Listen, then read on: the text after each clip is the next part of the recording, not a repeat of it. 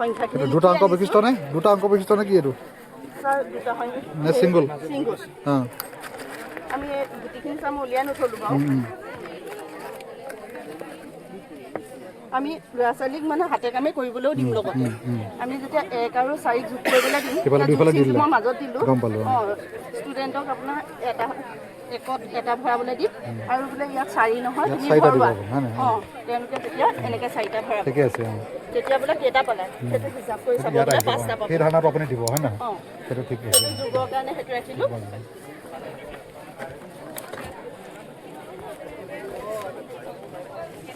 আৰু এইটোত বিয়োগ শিকাবৰ কাৰণে ৰাখিছোঁ বিয়োগৰ কাৰণে চা মই মণিৰ ব্যৱহাৰ কৰিছোঁ মণিশালৰ মণি ব্যৱহাৰ কৰিছোঁ মণিৰ জৰিয়তে ল'ৰা ছোৱালীখিনিক দেখাম আপোনাৰ এইটো পাখাই মানে হেৰি হ'ব বেলেগ বেলেগ সংখ্যা আহিব আপোনাৰ এতিয়া 4 বিয়োগ 4 তেতিয়া ল'ৰা ছোৱালীক আমি ক'ম যে 4টা গুটি লোৱাছোঁ তোমালোকে তেতিয়া ল'ৰা ছোৱালীয়ে 1 2 3 4 4টা ল'লে নহয় 4টাৰ পৰা বোলে তুমি 4 আকৌ বিয়োগ কৰি দিয়া তেতিয়া হাতে কামে কৰি চাব 1 2 3 4 কিমান থাকিলে বোলে 0 থাকিলে সেইটো তেনেকৈ বিয়োগ শিকিব ল'ৰা ছোৱালীয়ে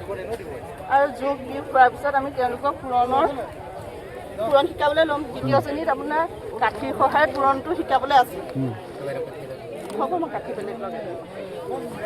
আমি তেতিয়া ল'ৰা ছোৱালীক শিকাবৰ কাৰণে প্ৰথমে চাই মই এইখন আনিছিলোঁ তেওঁলোকক প্ৰথমতে বুজাই দিম কেনেকৈ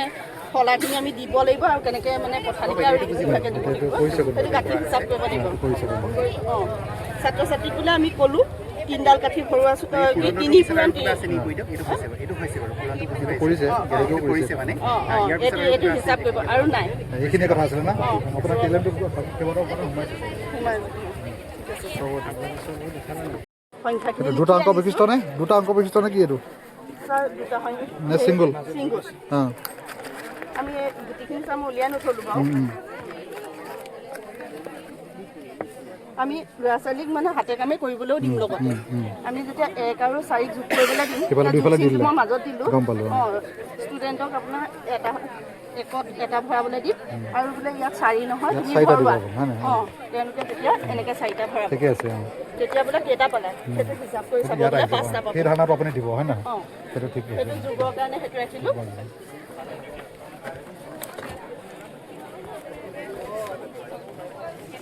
আৰু এইটোত বিয়োগ শিকাবৰ কাৰণে ৰাখিছোঁ বিয়োগৰ কাৰণে চা মই মণিৰ ব্যৱহাৰ কৰিছোঁ